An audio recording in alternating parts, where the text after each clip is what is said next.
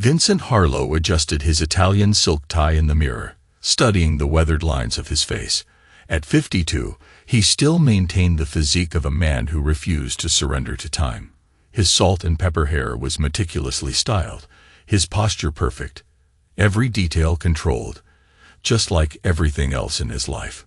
Today was his daughter Melissa's wedding day. The event would cost him nearly $500,000, but Vincent didn't care about money. What he cared about was respect, loyalty, and family. 3 things he valued above all else. "You almost ready, Vince?" His wife Diane's voice filtered through the bedroom door. "The cars will be here in 20 minutes. "Almost," he replied, his voice carrying the smooth confidence that had become his trademark. Vincent hadn't always been Vincent Harlow, respected businessman and pillar of the community. 30 years ago, he'd been Vinnie Harkins, the youngest enforcer for the Calabrese family in South Boston. A man who could solve problems with quiet efficiency, leaving no witnesses and fewer questions. He'd been good at what he did, too good. And when he wanted out, Salvatore Calabrese had made him an unusual offer: take the money from their latest job, change his identity, and disappear forever. Salvatore's one condition was, "If I ever need you, you answer my call." Vincent had taken the deal, relocated to Arizona, built a successful security consulting firm from nothing, and met Diane Lowell, a stunning redhead with ambition that matched his own. They'd married quickly, had 2 children, Melissa and Timothy, and for 28 years, Vincent had lived his carefully constructed life without a single call from Boston. As he slipped his platinum cufflinks into place, Vincent recalled the photographs he'd received 6 months ago. Anonymous, delivered in a plain manila envelope to his private office. Pictures of Diane and Larry Donovan, his supposed friend and business partner, in compromising positions. Dates stamped in the corners went back 5 years. Most men would have confronted their wives immediately. Vincent wasn't most men. He'd spent 2 decades teaching corporations how to identify vulnerabilities, monitor threats, and neutralize problems before they became crises. Now he applied those same skills to his personal life. He hired discreet investigators, set up surveillance, and gathered information with cold precision. What he discovered was worse than a simple affair. Diane and Larry had been systematically manipulating Vincent's investments, isolating him from certain social circles, and preparing to destroy him. They'd involved his son, Timothy, who resented his father's strict discipline, and had been working on turning Melissa against him as well. Their plan, as Vincent pieced it together, was sickeningly elegant: a public accusation at Melissa's wedding, shocking revelations about Vinnie Harkins and his past, financial ruin, and social destruction. But they had underestimated who they were dealing with. For 6 months, Vincent had implemented his counter-strategy with surgical precision. He'd moved assets, collected evidence, secured allies, and set a complex web of contingencies in place, all while pretending he suspected nothing. He checked his watch. Today was the day they planned to destroy him. But Vincent had always preferred offense to defense. As he slipped the small remote control into his jacket pocket, he allowed himself a rare smile. "Let the games begin," he whispered to his reflection. Melissa Harlow stood in the bridal suite of the Grand Sonoran Resort, surrounded by bridesmaids fussing over her ivory dress. At 26, she was the perfect image of her mother. Same auburn hair, same delicate features, but with her father's penetrating gray eyes. She caught sight of her reflection and fought back tears. Not tears of joy, but of apprehension about what would unfold in the hours ahead. 3 months ago, her mother had shown her evidence of her father's true nature. Newspaper clippings about Vinnie Harkins, notorious enforcer, bank records showing mysterious offshore accounts, and most disturbing, photos of her father meeting with known criminal figures just last year. "He's not who you think he is, Melissa," Diane had said, her voice trembling with practiced emotion. "He's been living a lie, and he's putting all of us in danger." Melissa had been devastated. The father she adored, the man who had taught her to ride a bike, checked her closet for monsters, and intimidated her high school boyfriends, was apparently a fraud, a criminal living under a false identity. What her mother didn't know was that Melissa had gone to her father's office the next day, placed the file of evidence on his desk, and asked one simple question: "Is this true?" Vincent had looked at the material, then at his daughter, his expression unreadable. "Some of it," he admitted, "but not in the way they're trying to make you believe." For the next 2 hours, he told her the truth. About his past, yes, but also about her mother's betrayal, about Larry Donovan's manipulation, and about the plot they had been orchestrating for years. "Why are you telling me this?" she had asked. "Because you came to me first," he answered simply. "You gave me the chance to explain. That means something to me, Melissa." He hadn't asked for her help, hadn't tried to turn her against her mother. He'd simply laid out the facts and told her to make her own decision.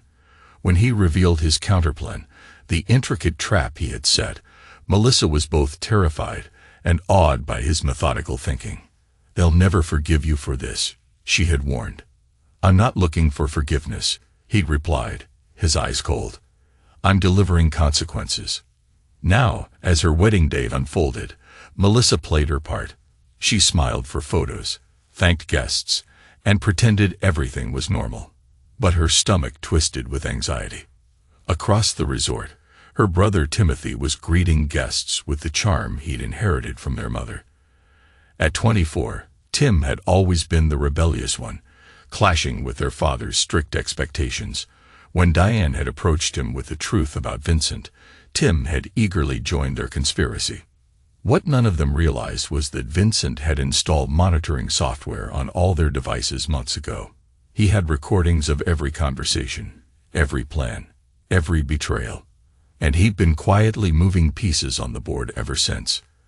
As Melissa's maid of honor helped adjust her veil, her phone buzzed with a text from her father. "Whatever happens today, remember you chose truth over comfort. I'm proud of you."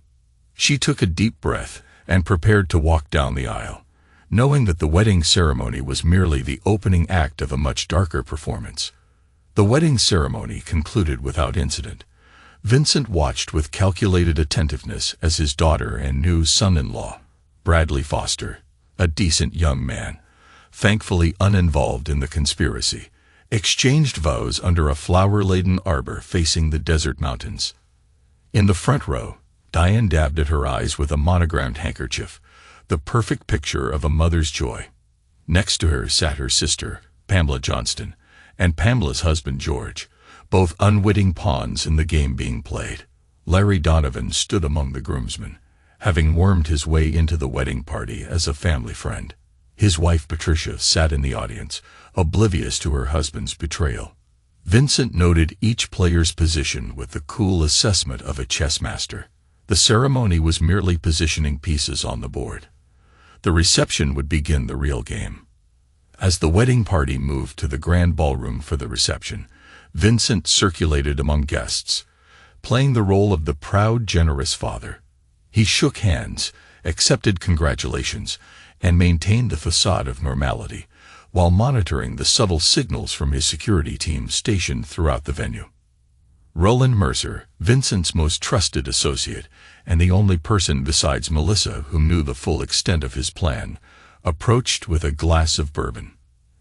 "Everything's in place," Roland murmured. "Our friends from Chicago have arrived." Vincent nodded imperceptibly. "And now our Boston connection." "In position, waiting for your signal." "Good." Vincent took a sip of his drink. "Make sure the technical team is ready. When this starts, timing will be everything."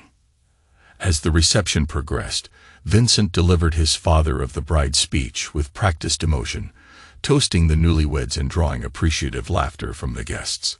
No one would have suspected the calculated rage behind his cordial exterior. The father-daughter dance came next. As Vincent and Melissa moved across the floor to "The Way You Look Tonight," she leaned close to his ear. "I'm sorry for what happens next, Dad," she whispered, following their scripted exchange. Vincent squeezed her hand reassuringly. "Just remember what I told you. Stay by Bradley, no matter what." As the dance concluded, Vincent noticed Diane making her way to the band's microphone. Her face wore the expression he knew well. False concern masking malicious intent. Larry Donovan had positioned himself near the main exit, while Timothy stood by the audiovisual controls, finger hovering over a laptop key. The trap was about to be sprung, but not the one they had planned. Vincent pressed the small remote in his pocket twice. Throughout the ballroom, the resort's security staff, all replaced by Vincent's own people, moved to their positions. The electronic locks on the doors engaged with an almost imperceptible click. Diane tapped the microphone, calling for attention. "Before we continue the celebration," she announced, her voice dripping with rehearsed emotion, "there's something everyone should know about my husband." Vincent looked around the room at the faces of his so-called friends and family, many of whom had been told in advance what was coming.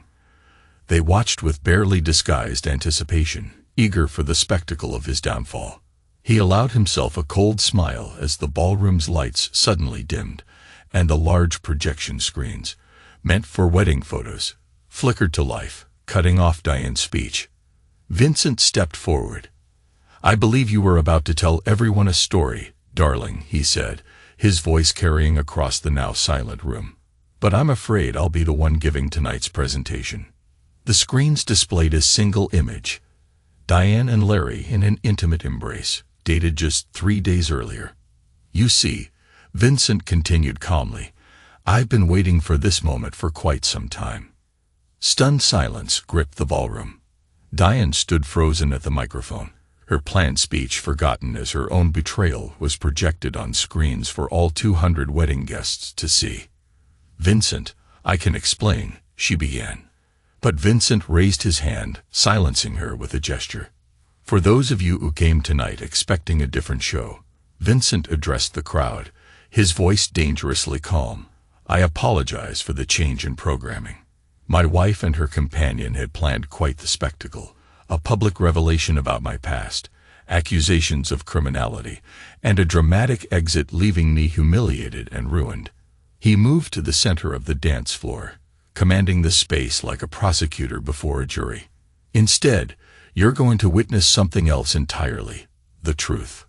With another press of his remote, the screens changed to display text messages between Diane and Larry, dating back years, detailing not just their affair, but their conspiracy.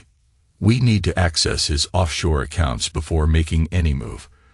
Tim says he can get into his father's computer if we create a distraction. The wedding will be perfect. Everyone important will be there to witness his fall." Gasps rippled through the audience. Patricia Donovan, Larry's wife, stood abruptly, her face contorted with shock and betrayal. "That's enough," Larry called out, moving toward Vincent. "You're embarrassing yourself." Vincent smiled coldly. "I'm just getting started, Larry. Or should I call you Lawrence Preston, formerly of the SEC, disbarred for taking bribes? Yes, I know who you really are." Larry stopped mid-stride, color draining from his face. "Security," Vincent called, and 2 men in suits immediately flanked Larry. "Please escort Mr. Donovan to the conference room. We have some guests there who are very interested in discussing his past financial activities." As Larry was led away, Vincent turned his attention back to Diane, who had collapsed into a chair, her perfectly made-up face now streaked with tears. "As for my loving wife," Vincent continued, "she was particularly concerned about my hidden past, about the secrets I've kept." He looked directly at Diane. "You wanted everyone to know who I really am. Let's make sure they get the full picture." The screens changed again, showing photos of Vincent meeting with men in expensive suits. "These aren't crime bosses," Vincent explained to the stunned audience. "They're federal agents. For the past 15 years, I've been a confidential informant and consultant for an organized crime task force, helping dismantle the very organization I once worked for." This revelation sent another wave of murmurs through the crowd. Vincent had never been just a businessman. He had been playing a much more dangerous game, one that put him at constant risk. The offshore accounts my wife was so eager to expose are managed by the federal government as part of my protection agreement. The mysterious meetings, just debriefings with my handlers. Vincent walked slowly toward Diane, who shrank back in her seat. You wanted to destroy me using half-truths and manipulated evidence, he said quietly, though the microphones carried his voice throughout the room. You involved our children. You betrayed not just our marriage, but our family. Timothy Harlow stood paralyzed by the AV controls, the laptop still open to the presentation he'd been prepared to launch. Vincent's fabricated criminal records and evidence of money laundering that Diane had planned to expose. Tim, Vincent called to his son without looking away from Diane. I suggest you close that laptop, unless you want everyone to see the contents of your private communications with Carlyle Holdings. Tim slammed the laptop shut, his face ashen. For those who came here as innocent guests, Vincent addressed the room again.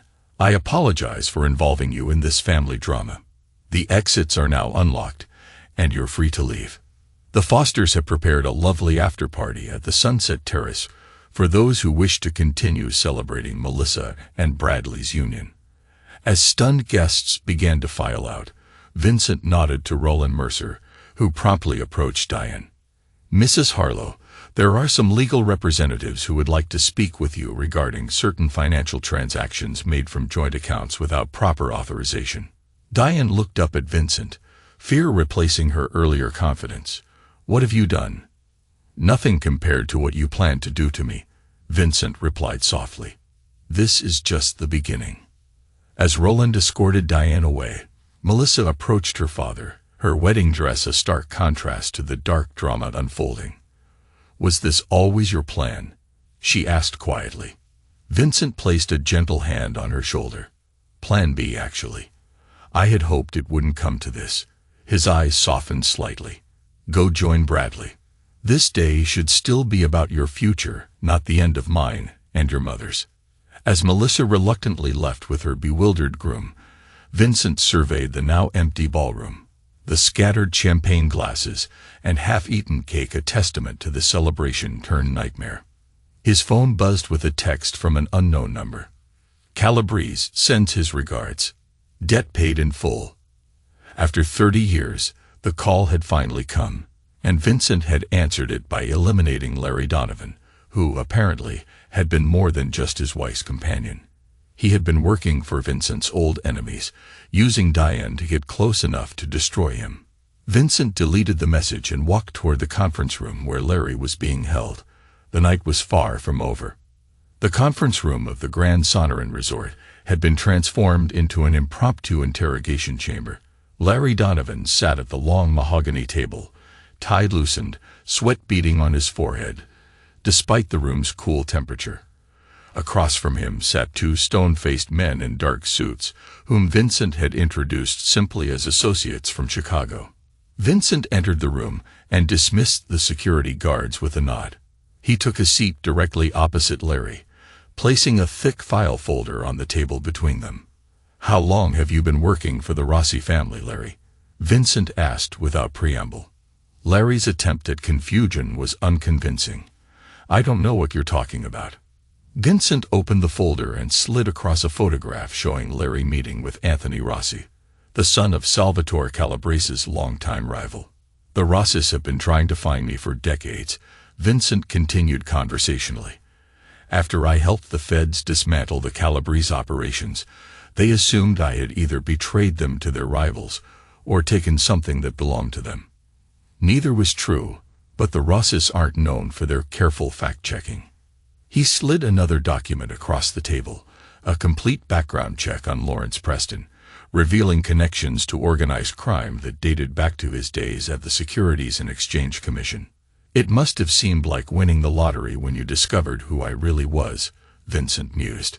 Did you meet my wife first, then discover my identity? Or did you target her specifically because you knew? Larry's facade finally cracked. It doesn't matter now, does it? You've won this round, Vinny. This isn't a game with rounds, Larry. This is the end of the match. Vincent leaned forward, his gaze cold and unyielding. I want to know everyone involved. Every person who knew about this, who helped you, who was waiting to benefit from my destruction." For the next hour, Larry confessed everything under the watchful eyes of the Chicago men. Federal agents posing as mobsters, another layer of Vincent's elaborate counter-strategy. Larry revealed how he'd been approached by the Rossi family 5 years earlier, after a gambling debt had spiraled out of control. They'd offered to clear his debts in exchange for information about one of his clients, Vincent Harlow, whom they suspected might be Vinnie Harkins.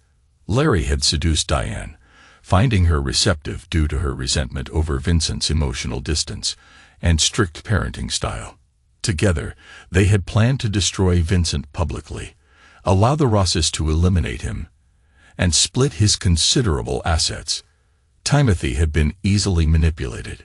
His lifetime of competing for his father's approval made him vulnerable to Diane's tearful stories of Vincent's true nature and supposed danger to the family. "What about Melissa?" Vincent asked, his voice betraying emotion for the first time. "Was she always part of your plan?" Larry nodded reluctantly. "We needed her wedding as the stage. The Rosses wanted your humiliation to be public, spectacular. They've been waiting 30 years for revenge." Vincent stood abruptly. "Wait here.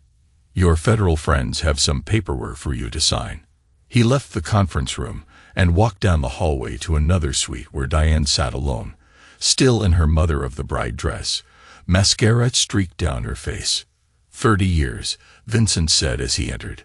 30 years I gave you. I built a life for us, provided everything you could want, protected you from a past you knew nothing about." Diane looked up, her earlier shock now hardened into defiance. "Protected me? You lied to me from the day we met. Our entire marriage was founded on a fake identity. I changed my name, Diane, not who I was. There's a difference. You were never present, Vincent. Always working, always keeping secrets, always controlling everything and everyone around you." Vincent laughed bitterly. "So you decided to destroy me, to take my children, my reputation, my life, to hand me over to people who would hurt me without hesitation." For the first time, Diane looked genuinely surprised. "Hurt you? No one was going to hurt you. This was about money, about freedom from your controlling grip on all of us." Diane spat, her voice trembling with a mix of anger and desperation. Vincent realized with cold clarity that Larry had kept Diane in the dark about the Rossi's true intentions. She had been a pawn in a larger game, just as she had tried to make pawns of their children. "Let me make something perfectly clear," Vincent said, his voice dropping to a dangerous whisper. "By this time tomorrow, you will have nothing. No access to accounts, properties, or assets. The prenuptial agreement you signed has a morality clause that my lawyers will ensure is enforced to the letter." He placed a document on the table between them. "This is a divorce agreement. Sign it now, and I'll provide you with enough to start over somewhere far from here. Refuse, and I'll ensure that every friend, family member, and acquaintance knows exactly what you tried to do." Diane stared at the paper, then back at her husband of nearly 3 decades. "You've been planning this for months, haven't you? Just waiting for us to make our move, so you could spring your trap. 6 months, to be precise, since the day I received these." Vincent placed the original surveillance photos of Diane and Larry on the table. Diane picked them up with trembling hands. "Who sent these to you?" "Someone who owed me a favor from long ago. Someone who was keeping an eye on the Rosses and noticed them taking a sudden interest in St. Louis." Vincent shrugged. "Loyalty works both ways, Diane. Something you never understood." As Diane reluctantly signed the divorce papers, Vincent felt no satisfaction. Only a hollow confirmation of what he had suspected for months. The life he had built was built on sand, and the tide had finally come in. The desert sunrise painted the sky in hues of orange and pink as Vincent sat alone on the balcony of his hotel suite, nursing a glass of scotch he had barely touched. The night had been long, filled with legal documents, recorded confessions, and arrangements that would permanently alter the course of multiple lives. A soft knock at the door interrupted his thoughts. Roland Mercer entered, looking exhausted but satisfied. "It's done," Roland said, taking a seat across from Vincent. "Larry Donovan is in federal custody, trading everything he knows about the Rossi operations for protection. The agents were particularly interested in the offshore accounts he set up." Vincent nodded. "And Diane?" "On her way to the airport with her sister Pamela. The divorce papers have been filed with our attorneys. She's agreed to the terms, generous by legal standards, but a fraction of what she hoped to take." Roland's expression darkened. "Timothy, though, he refused to meet with you, said he has nothing to say. He's cleared out his apartment and told friends he's heading for the East Coast." Vincent absorbed this with no visible reaction, though the finality of his son's rejection cut deeper than he would admit. And the wedding couple, Melissa and Bradley, left for their honeymoon as scheduled. "She left you this," Roland said, handing Vincent an envelope. Inside was a simple note. "I understand why you did what you did. I'm not sure I can forgive how you did it. I need time. Don't contact me until I reach out first. Love, Melissa." Vincent returned the note to its envelope, his face impassive. "Make sure their financial gifts remain untouched. Their trust funds, too. Whatever they think of me, they shouldn't suffer financially." Roland studied his old friend. "Was it worth it, Vince? You've lost your family." "I lost them the moment they decided to betray me." Vincent finally took a sip of his scotch. "What I did was ensure they didn't destroy me in the process." The truth was more complex than Vincent would allow. He had known, on some level, that his counter-strategy would likely end any chance of reconciliation. But faced with complete destruction, personal, financial, and possibly worse, he had chosen survival over family ties. It was the same calculation he had made decades ago when leaving Boston. "What will you do now?" Roland asked. Vincent looked out at the desert landscape, so different from the South Boston streets where he had grown up. "Start over. Again." For 30 years, Vincent had lived as a man divided. Business owner and family man on the surface, informant and protector underneath. He had compartmentalized his life so effectively that neither side truly knew the other. Perhaps that division had been the root of his family's alienation, the seed from which betrayal had grown. Now, with his wife's betrayal exposed, his son's rejection complete, and his daughter's trust damaged, those compartments had finally collapsed. Vincent Harlow and Vinnie Harkins were merging back into a single man, harder, colder, but paradoxically more authentic than he had been in decades. His phone rang, a blocked number. Few people had this private line. "Harlow," he answered. "It's done," came the gruff voice of Salvatore Calabrese, now elderly but still commanding. "The Rosses have been informed that you remain under my protection. Your debt is paid in full, twice over." "Thank you, Al." "Don't thank me, Vinnie. You've given the feds more of my competitors than I could have eliminated in a lifetime. We're square." A pause. "What will you do now?" Vincent considered the question for the second time in minutes. "I'm not sure yet, but I won't be looking over my shoulder anymore."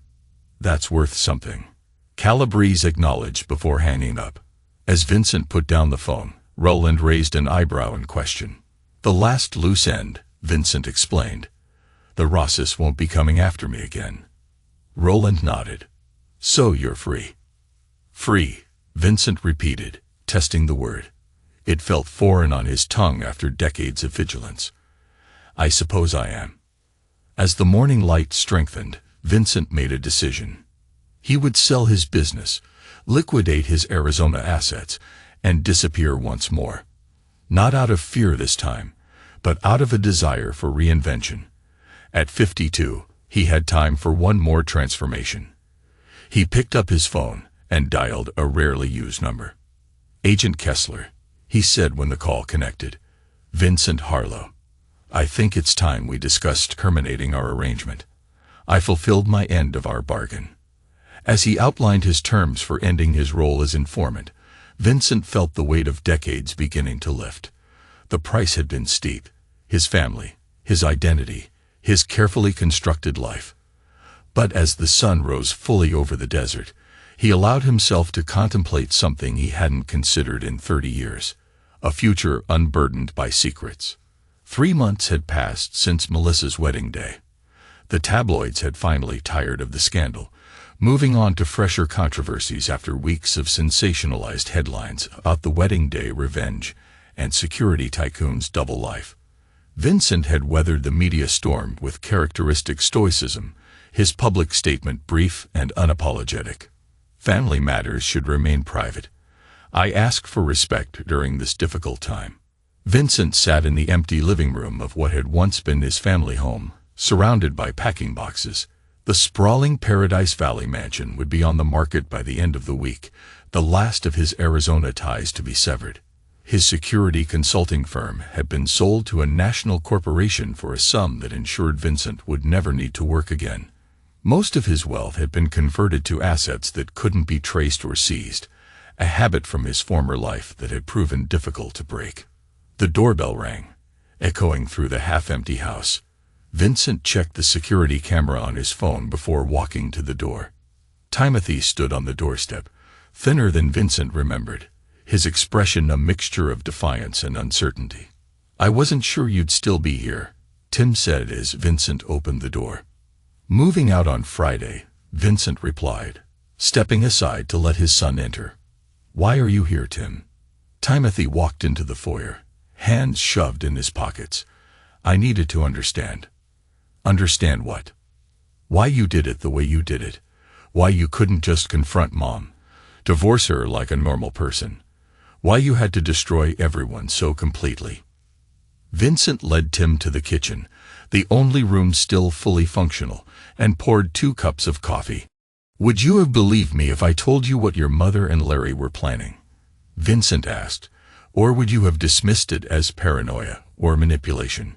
Timothy stared into his coffee. "I don't know." "That's why." Vincent took a sip from his cup. "You were too far gone, Tim. They had poisoned you against me for years. Evidence was the only language you would understand. You humiliated Mom in front of everyone we know. She planned worse for me. You ruined Larry's life. He was working for people who wanted me gone." Timothy slammed his cup down, coffee sloshing over the rim. "That's the problem, Dad. Every justification, every explanation, it's all about you. Your reputation, your security, your revenge. Did you ever stop to think about what your grand scheme would do to Melissa?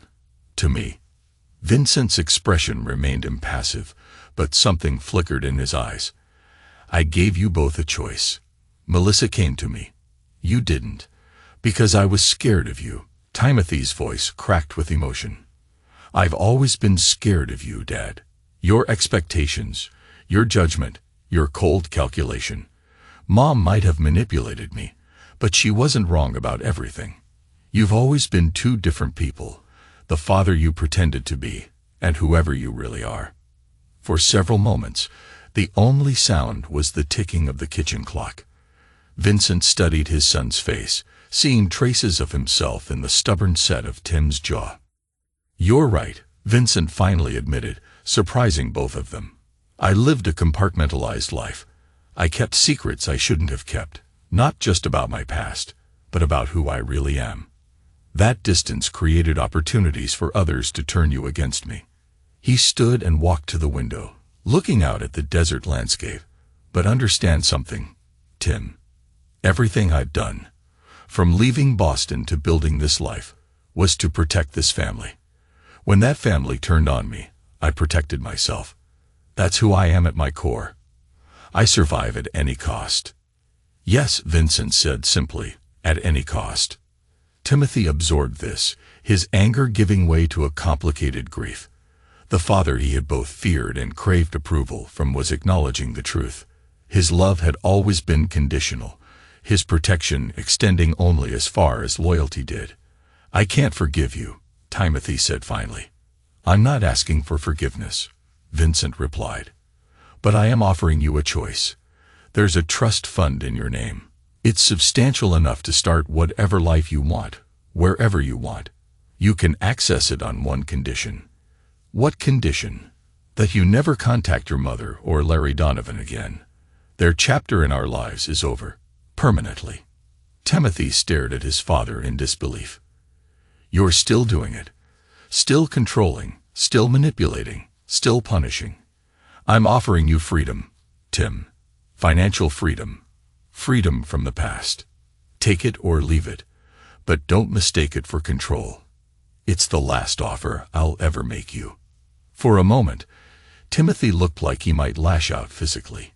Instead, he laughed, a bitter, hollow sound. You know what the worst part is? A part of me still wants your approval, even now. That's how effective you were at making yourself the center of our universe. He stood and moved toward the door. Keep your money, Dad. I'll make my own way. As Timothy reached the doorway, Vincent called after him. She was using you, Tim. From the beginning. The evidence is all there if you ever want to see it. Timothy paused, but didn't turn around. Maybe she was, but at least she made me feel loved while doing it. After his son left, Vincent returned to his packing, methodically wrapping crystal glasses in newspaper and placing them in boxes. His phone rang, a number he recognized. Yes, he answered. Mr. Harlow, it's Agent Kessler. We've finished processing your exit from the program. Your new documentation will be delivered tomorrow, as requested. Thank you, Agent Kessler. There's one more thing. We've received intelligence that Timothy Harlow met with Patricia Donovan yesterday. Vincent's hand stilled on the glass he was wrapping. Larry's wife. What? We're not sure. The meeting lasted approximately 1 hour. We thought you should know, given the circumstances. After ending the call, Vincent set down the glass and pulled out his laptop. Within minutes, he had accessed Timothy's recent communications, a violation of privacy that would have once bothered him, but now seemed necessary. What he found confirmed his suspicions. Timothy and Patricia Donovan had indeed met, not as conspirators, but as victims seeking understanding. Patricia, devastated by her husband's betrayal, had reached out to others hurt by the scandal. Their meeting had been about healing, not revenge. For the first time since the wedding day, Vincent felt something akin to regret, not for exposing the betrayal, but for the collateral damage his method had caused to innocent parties like Patricia. He closed the laptop and resumed his packing. Regret was a luxury he couldn't afford, not when there was still one more loose end to tie up. The private room at Chandler's Steakhouse was dimly lit, offering the privacy Vincent required for what would likely be his last meeting in Phoenix. He arrived early, selecting a seat that gave him a clear view of both the door and the emergency exit, old habits that had kept him alive for decades. Diane arrived precisely on time. Her appearance was markedly different from the polished socialite she had been 3 months ago. Her designer clothes had been replaced with simple, understated attire, her jewelry minimal, her once perfect hair now showing strands of gray she had previously colored religiously. Vincent, she acknowledged stiffly as she took a seat across from him. Diane, thank you for coming. He gestured to the waiter, who brought the wine he had pre-ordered, a Cabernet they had once shared on anniversaries. I don't want your wine, Diane said coldly. Let's get to the point. Your lawyer said you needed to discuss one final matter before the divorce is finalized. Vincent dismissed the waiter with a nod. How are you settling in Santa Fe? Diane's surprise was evident. You've been monitoring me. Just ensuring the terms of our agreement are being honored. You've stayed away from Larry, from Timothy, from the press. I appreciate that. I didn't do it for you, Diane snapped. I did it because I want this nightmare over with. I want to move on with whatever life I can salvage from the wreckage you created. Vincent allowed her the delusion that he alone was responsible for their current situation. I asked you here because I received information that concerns you. Information I thought you should have before I leave Arizona permanently. He slid a folder across the table. Diane hesitated before opening it, as if expecting another bombshell that would further devastate her world. Inside were medical records belonging to Larry Donovan. What is this? She asked, confusion replacing hostility. Larry was diagnosed with early-onset Alzheimer's 18 months ago, Vincent explained. He hid it from everyone, including you. The cognitive decline would have become noticeable within another year or two. Diane scanned the documents, her hand trembling slightly. Why are you showing me this? Because you should know that his betrayal wasn't just about money or revenge. He was desperate, Diane, facing a future of mental deterioration with no financial safety net. Vincent's voice remained neutral, almost clinical. The Rosses offered him a way out. Eliminate me, share my assets, secure his future care. And me, was I just convenient? At first, probably. But the recordings suggest he did develop genuine feelings for you. Vincent paused. As genuine as someone like Larry was capable of, anyway. Diane closed the folder, her composure cracking. Why tell me this now? To twist the knife. To make sure I know how completely I was fooled. No, Vincent said, surprising himself with the truth of his answer. To give you context. To help you make sense of what happened. We were together for almost 30 years, Diane. You deserve that much, at least. Tears welled in Diane's eyes. 30 years. Did any of it mean anything to you, Vincent? Was any of it real? Vincent considered the question carefully. Yes, he said finally. It was real. Compartmentalized, incomplete, but real. I did love you, Diane. I built a life with you. I just never trusted you with all of me. And I never knew you at all, Diane whispered. Not really. No one did. That was the point. They sat in silence. Two people who had shared a bed, raised children, and built a life together. Now strangers connected only by legal documents and painful memories. I'm leaving the country next week, Vincent said eventually. The divorce will be finalized before then. This is goodbye, Diane. Diane studied his face, searching for something. Regret, perhaps, or a hint of the man she had married. You won't forgive me, will you? Not ever. No, Vincent confirmed. I won't. Even knowing about Larry's condition. Even understanding why it happened. Understanding why a betrayal happened doesn't negate the betrayal itself. Vincent's eyes hardened. You made your choice, Diane. You chose Larry. You chose to destroy me rather than leave me honestly. You involved our children in your scheme. Some lines, once crossed, can't be uncrossed.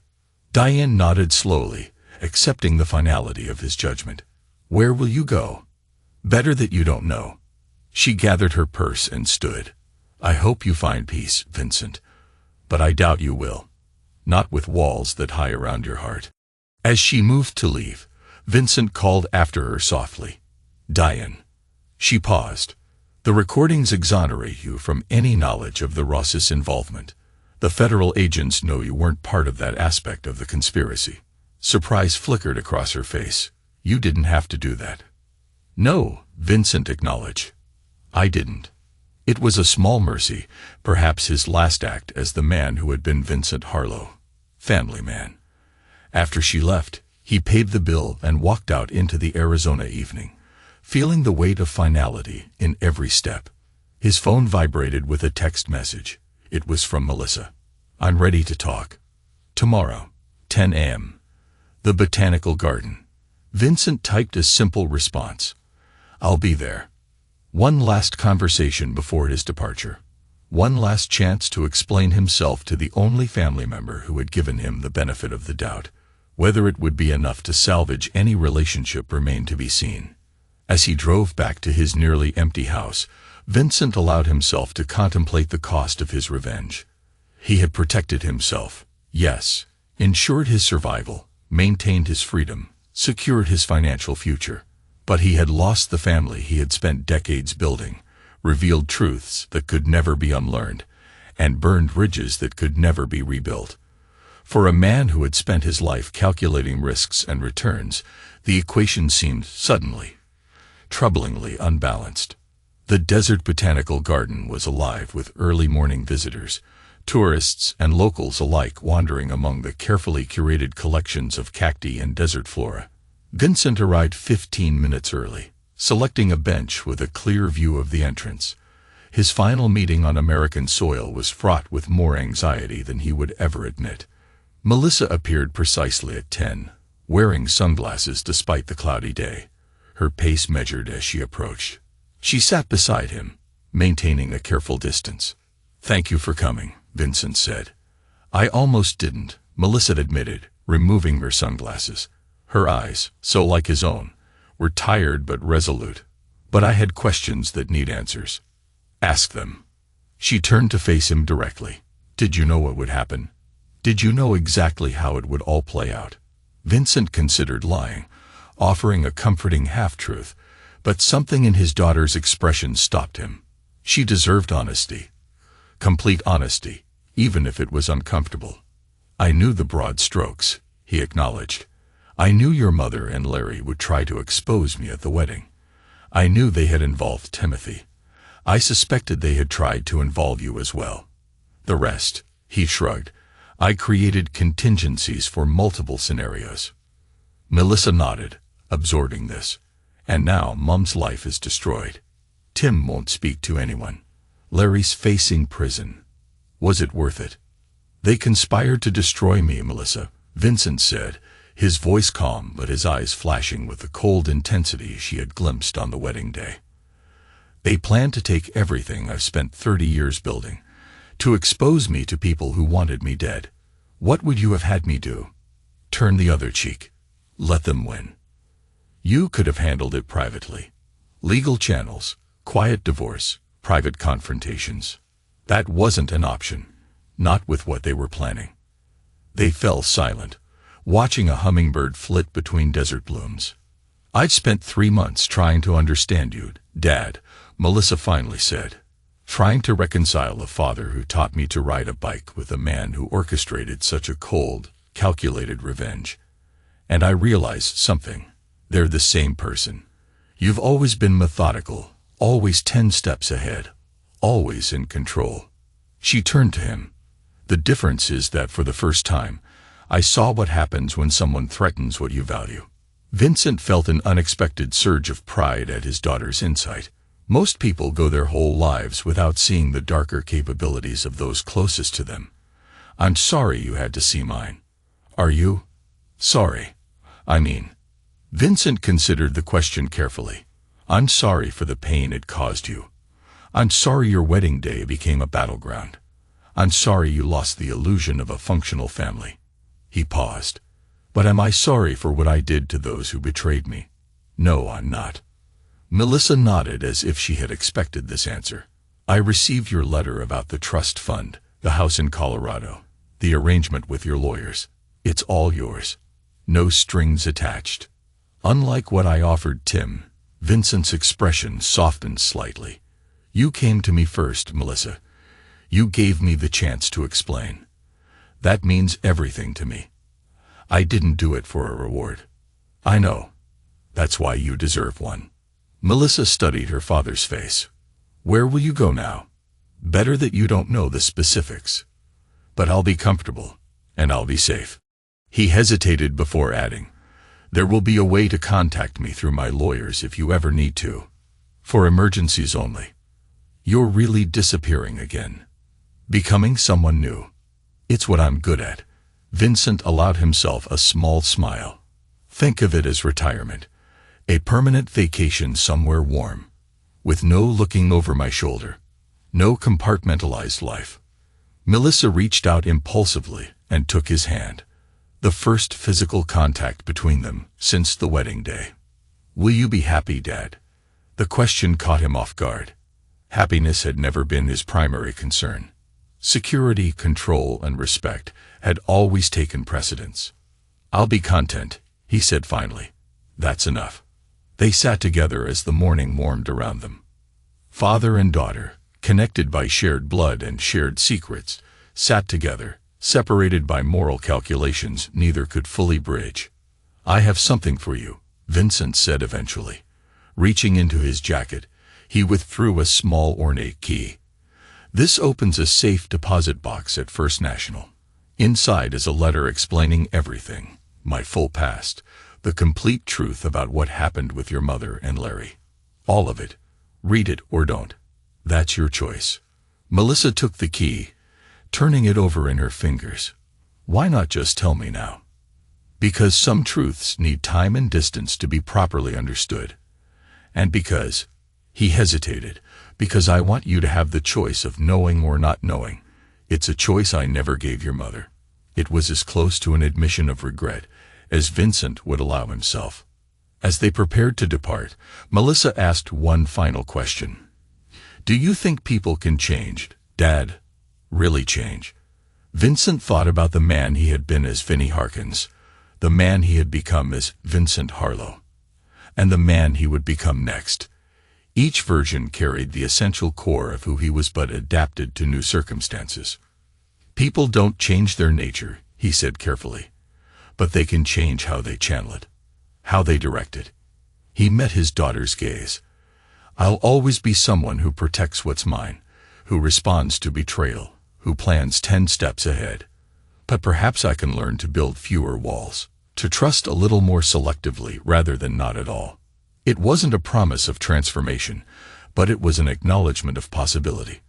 For Vincent Harlow, a man who had spent decades dealing in certainties and absolutes, it represented a significant concession. Melissa seemed to understand. She leaned forward and kissed his cheek. Goodbye, Dad. Be well, whoever you become next.